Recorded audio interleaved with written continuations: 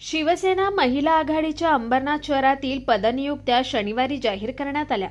शिवसेना जिल्हाप्रमुख गोपाळ लांडगे यांच्या हस्ते नवनियुक्त महिला पदाधिकाऱ्यांना नियुक्तीपत्र प्रदान करण्यात आली। महिला आघाडीच्या नव्या पदनियुक्तीत मीना सुरेश वाडेकर यांना उपजिल्हाप्रमुखपदी पदाची जबाबदारी देण्यात आली आहे, तर मालती पवार यांना अंबरनाथ शहर संघटक पदाची जबाबदारी देण्यात आली आहे। तसंच सुवर्णा सुभाष साळुंखे यांना अंबरनाथ विधानसभा संघटक तर सुषमा रसाळ यांना अंबरनाथ विधानसभा सहसंघटक पदाची जबाबदारी देण्यात आली आहे। या व्यतिरिक्त 5 उपशहर संघटकांची नियुक्तीही करण्यात आली आहे। यात सोनिया म्हात्रे, रेखा रवी करंजुले, रूपा रवी पाटील, अनिता लोटे आणि वैशाली मुळे यांचा समावेश आहे।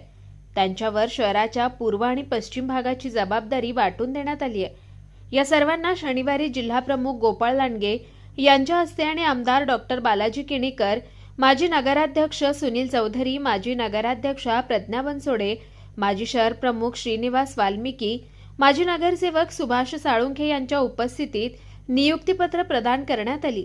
यानंतर अंबरनाथ शहरात शिवसेना महिला आघाडी मीना वाडेकर आणि मालती पवार यांच्या नेतृत्वात अधिक जोमाने काम करेल असा विश्वास महिला आघाडीने व्यक्त केलाय।